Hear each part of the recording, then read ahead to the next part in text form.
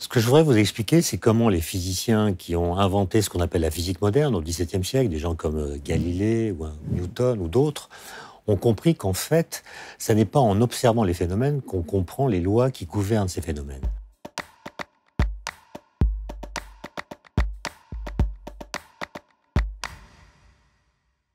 Pour comprendre les lois de la nature, il faut trouver des stratagèmes qui permettent de faire en sorte que le monde décoïncide d'avec ce qu'il nous montre, spontanément.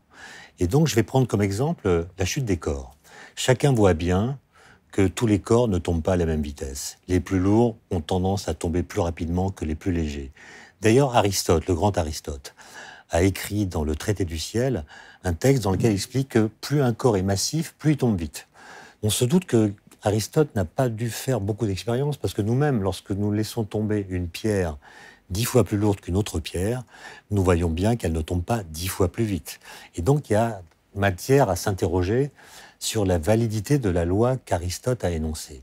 Celui qui va vraiment interroger cette loi, d'ailleurs, c'est Galilée, au XVIIe siècle, qui s'intéresse à la chute des corps, qui fait d'ailleurs des expériences. Par exemple, il prend une pierre, la laisse tomber dans de la mélasse, voit qu'elle se ralentit. Il prend la même pierre, la laisse tomber dans l'eau, il voit qu'elle se ralentit également, mais moins rapidement que dans la mélasse. Il la laisse tomber dans l'air, et là, il voit qu'elle se ralentit beaucoup moins que dans l'eau. Et il se demande, mais si la densité du milieu était nulle, bref, si on faisait le vide, quelle serait la vitesse de la pierre? Et évidemment, comme il n'a pas accès à la possibilité de fabriquer du vide, il doit raisonner. Et il invente une expérience de pensée, enfin ce qu'on appelle une expérience de pensée, qui n'est pas une expérience consistant simplement à réfléchir.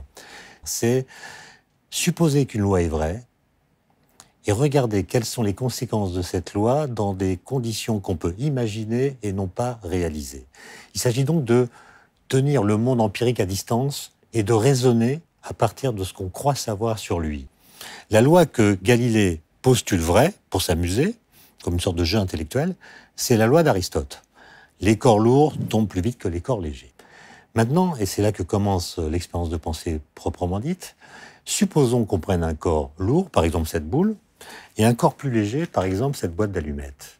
Galilée imagine qu'on relie le premier objet au second par une ficelle. Donc on fabrique un système qui est plus lourd que la boule lorsqu'elle est toute seule.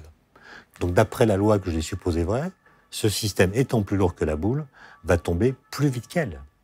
Mais en même temps, pendant la chute, la boîte d'allumettes qui est plus légère va tendre la corde parce qu'elle tombe moins vite. Elle va donc faire parachute pour la boule. De sorte que l'ensemble formé par ces deux objets va tomber moins vite que la boule toute seule.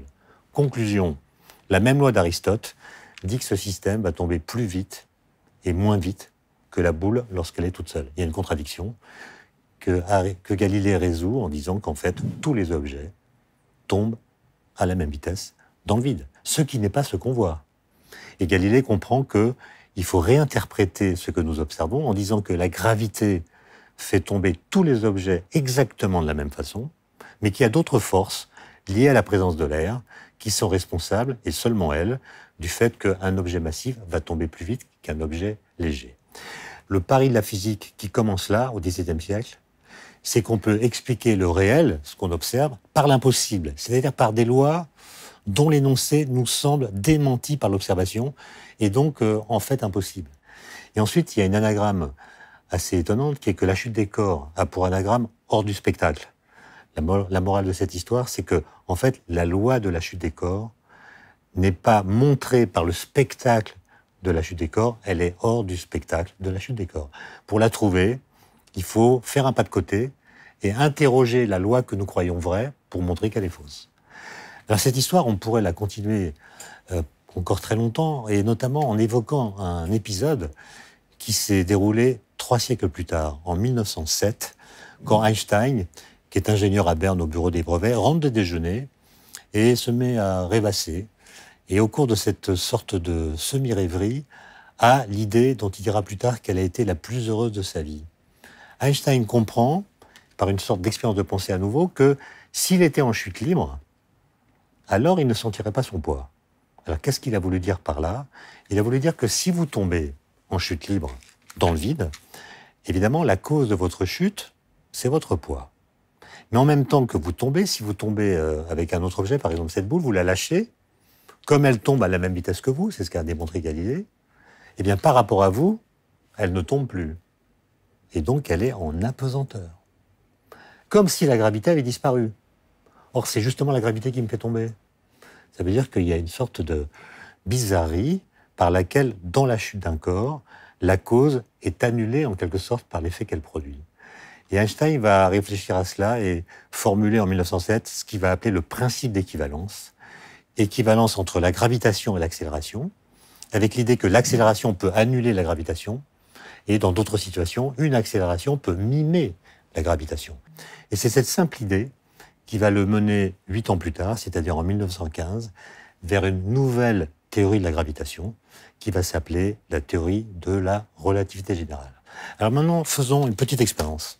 J'ai là 2 boules absolument identiques, elles ont la même taille, la même masse, la même couleur, elles ont la même texture, et étant de même masse, même Aristote aurait dit qu'elles vont tomber dans l'atmosphère avec la même vitesse.